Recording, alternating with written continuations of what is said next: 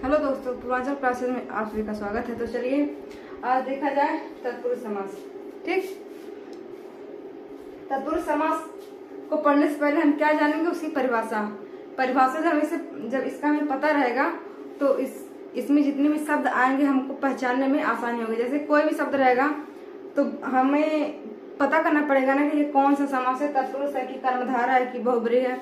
तो जब हम इसकी परिभाषा जानेंगे तो आराम से पहचान भी लेंगे। तो चलिए देखते हैं इसकी परिभाषा क्या है। ठीक, तो देखिए तत्पुरुष समास। ठीक, तत्पुरुष समास को हम पहचानेंगे कैसे, पहले चलिए देख लिया जाए।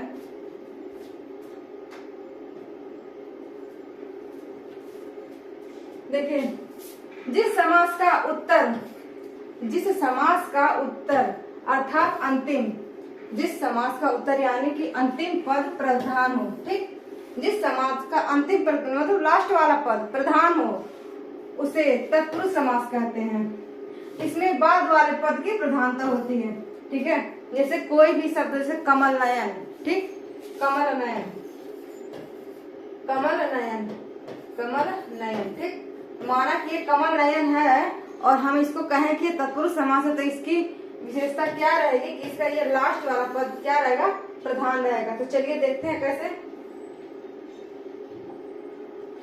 देखिए कर्ता कारक एवं संबोधन को इसमें आगे क्या देखना है, कर्ता कारक एवं संबोधन को छोड़कर शेष सभी कारक में विभक्ति लगाकर इसका समास विग्रह होता है। इसका समास विग्रह कैसे होता है तत्पुरुष समास का, देखिए कर्ता कारक एवं संबोधन।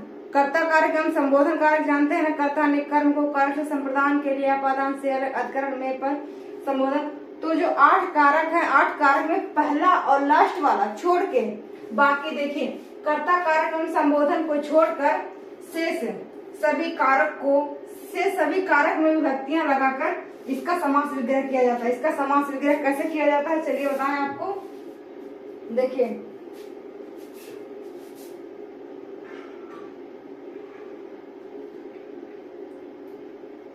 तत्पुरुष समास के भेद हम बताए हैं ना कि कर्ता कारक एवं संबोधन कारक को छोड़कर तत्पुरुष समास में इसका समास विग्रह किया जाता है।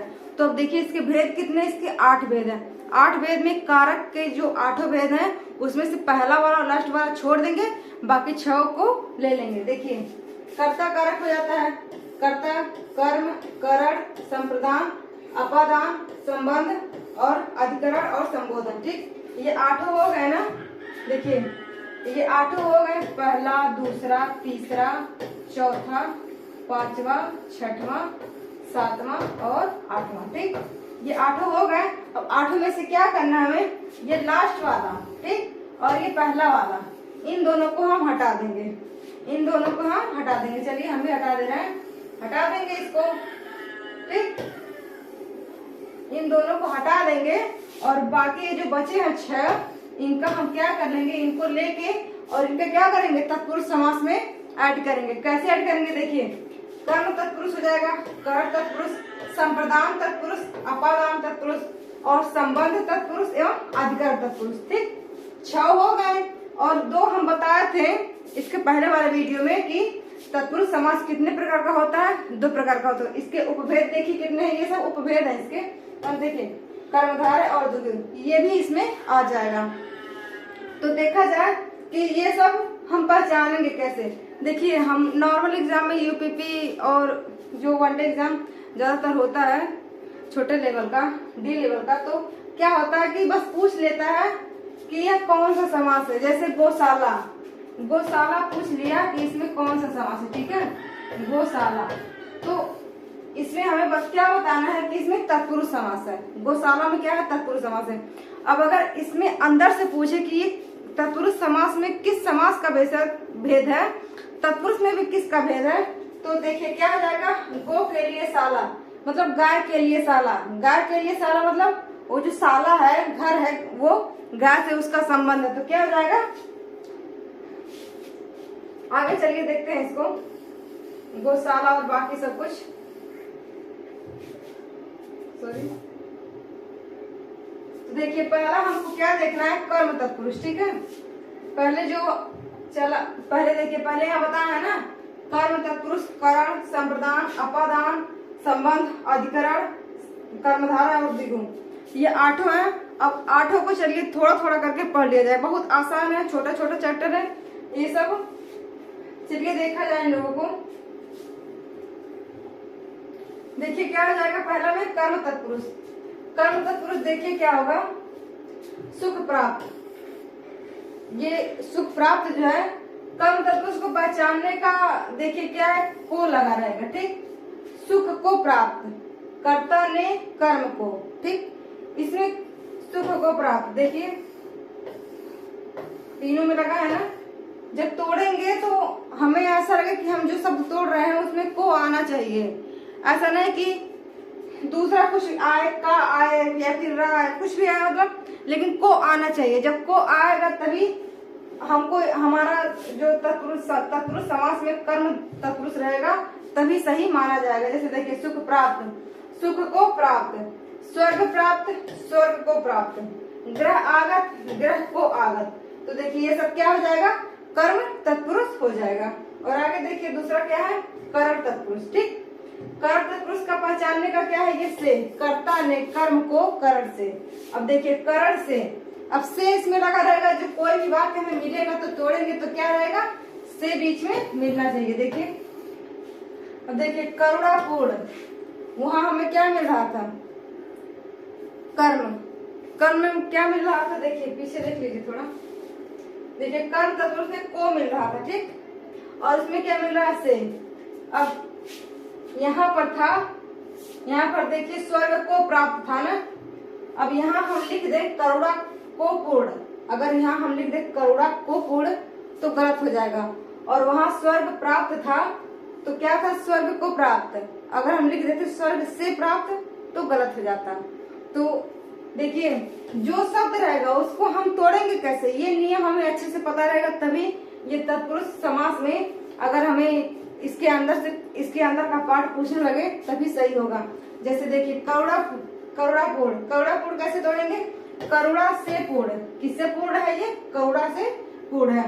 और जल सिक्त, जल से सिक्त है, क्या है, किससे सिक्त है, जल से सिक्त है, ठीक। चलिए आगे देखा जाए, संप्रदान। संप्रदान मतलब क्या होता है, के लिए कुछ देना, किसी को उपहार देना, मतलब इसमें क्या होता है, देने वाली फीलिंग जब रहे कि वहाँ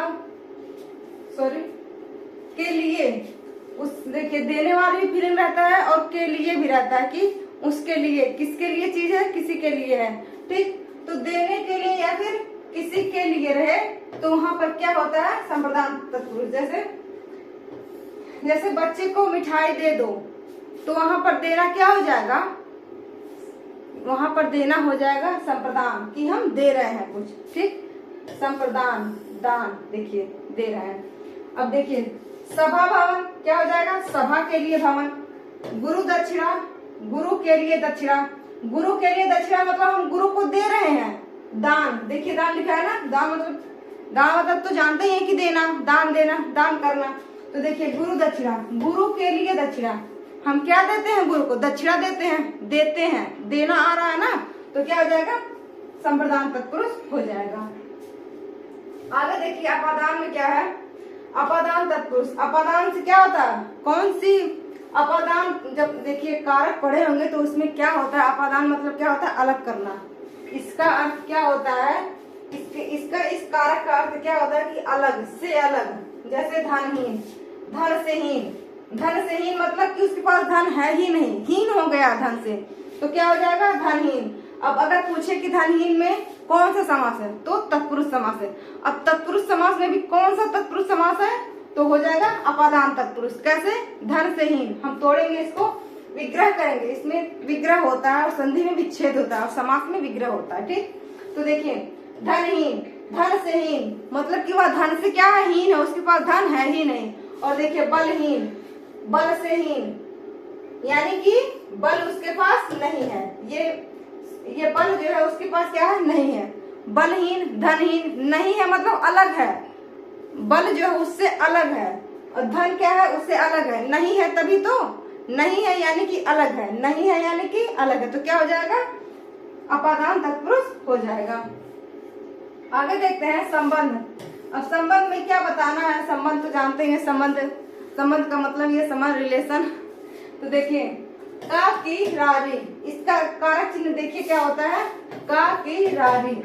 जैसे देखिए गंगा जल, गंगा का जल, अगर हम यहाँ लगा दे गंगा से जल तो गलत हो जाएगा, गंगा में जल वो भी गलत हो जाएगा। तो देखिए गंगा का जल यानी कि गंगा का जल, जल जो है यह गंगा का है, जल किसका है, गंगा का है। अगर जल गंगा का है यानी कि गंगा से जल का संबंध है। तो जब संबंध पता चलेगा तो वहाँ क्या हो जाएगा, संबंध तत्पुरुष हो जाएगा। और देखिए देवालय, देवालय देव के लिए आलय, आलय मतलब क्या होता है, घर, देव के लिए आलय, घर किसके लिए है, देव के लिए है। यानी कि घर का किससे संबंध है, देव से संबंध है। देव का संबंध किससे है, घर से है। तो दोनों का जब एक दूसरे में परस्पर संबंध देखिए पता चल रहा है तो वहाँ क्या होगा, संबंध तत्पुरुष होगा। ठीक। अब अधिकरण में देखिए, अधिकरण में क्या होता है, अधिकरण, अधिकार, अधिकार जानते हैं, अधिकार किसी के ऊपर करना। ठीक। तो अधिकरण में क्या हो जाएगा, में पर, ये होता है किसी के ऊपर कोई चीज रखा, जैसे मेज पर पुस्तक है। ठीक। तो देखिए आप बीती, अपने पर बीती, खुद पर बीती यानी कि हमारे ऊपर बीती, तो क्या होगा, आप बीती। जैसे मेज पर पुस्तक है वैसे हमारे ऊपर बीती, क्या बीती, आप बीती, आप बीती। देखिए आप बीती क्या बता रहा है इसमें, अधिकरण। आप बीती शब्द क्या इंगित कर रहा है हमें कि अधिकरण है। कैसे, आप बीती मतलब अपने पर बीती, हम पर बीती, तो क्या हुआ, हम पर शब्द आ रहा है ना कि हम पर, तो देखिए क्या हो जाएगा, यहाँ पर अधिकरण तत्पुरुष हो जाएगा। और देखिए ग्रामवास, ग्राम वे वास, गांव में रहते हैं, किस में रहते हैं, गांव में रहते हैं। कहाँ रहते हैं, गांव में, तो कहीं रहते हैं यानी कि गांव में रहते हैं। अब देखिए गांव में पर, में देखिए में और पर, ये कारक चिन्ह बताया है ना, तो जब कारक चिन्ह भी हमें याद रहेगा और विग्रह भी करने आएगा तो हमारा समास आसानी से समझ में, हमें समास आसानी से समझ में आएगा और पहचान में भी आएगा कि ये कौन सा समास है। तो देखिए अगला कौन सा है, कर्मधारय। अब कर्मधारय देखिए पहचानने का बहुत ही आसान तरीका है, क्या है, देखिए पहले इसकी हम परिभाषा पढ़ लेंगे। क्या है, प्रथम पद विशेषण और दूसरा पद विशेष्य, यानी कि प्रथम पद जो हो वो विशेषण हो और दूसरा पद क्या हो, संज्ञा हो। प्रथम पद विशेषण, दूसरा पद संज्ञा। प्रथम पद क्या रहे, विशेषण रहे और दूसरा संज्ञा रहे। तो देखिए महाकवि, महान है जो कवि, महा देखिए महान, बड़ा, ये सब क्या होता है, विशेषण होता है ना। तो महान है जो कवि, कवि क्या है, महान है। कवि की महानता बताई जा रही है, कवि की विशेषता, कवि कैसा है, महान है। तो यहाँ महानता उसकी विशेषता बताई जा रही है, यानी कि यहाँ पर क्या हो जाएगा, कर्मधारय समास हो जाएगा। ठीक। और देखिए कमल नयन, नयन कैसा है, ये नयन जो कैसा है किसके समान है, कमल के समान। इससे तुलना की जा रही है किसकी, आंख की। आंख की तुलना किससे की जा रही है, कमल से, कि आंख जो है कैसा है, कमल के समान है। तो देखिए पहला पद विशेषण, दूसरा पद संज्ञा, पहला विशेषण दूसरा संज्ञा, तो क्या हो जाएगा, कर्मधारय तत्पुरुष हो जाएगा। अगला देखिए द्विगु समास। देखिए द्विगु समास में और बहुब्रीहि समास में पहचानने में थोड़ा सा कंफ्यूजन होता है। कैसे होता है, अभी देखिए त्रिफला लिखा है और द्रोपह लिखा है। ठीक। और हम यही लिख दे त्रिनेत्र। ठीक। अभी हम बताएंगे, अरे त्रिनेत्र। ठीक। अभी हम लोग परिभाषा पढ़ेंगे और ये आपको बताएंगे, तो अभी दोनों में आपको अलग पता चलेगा। कैसे पता चलेगा, देखिए प्रथम पद संख्यावाचक और अंतिम पद संज्ञा। प्रथम पद क्या रहा, संज्ञावाचक और अंतिम क्या रहा, संज्ञा है। तो वहां पर क्या होगा, द्विगु समास। तो यानी कि हमारा ये भी द्विगु हो जाना चाहिए। देखिए प्रथम पद संख्यावाचक, त्रि से तीन, और अंतिम दोनों पद देखिए नेत्र क्या है, संज्ञा। लेकिन ये क्यों नहीं होगा, ये त्रिनेत्र जो है क्यों नहीं होगा द्विगु समास। देखिए एक ट्रिक बता रहे हैं, अगर संख्या के बाद, ठीक, अगर संख्या, सॉरी, देखिए नोट में लिख लीजिएगा, नोट, यदि संख्या के बाद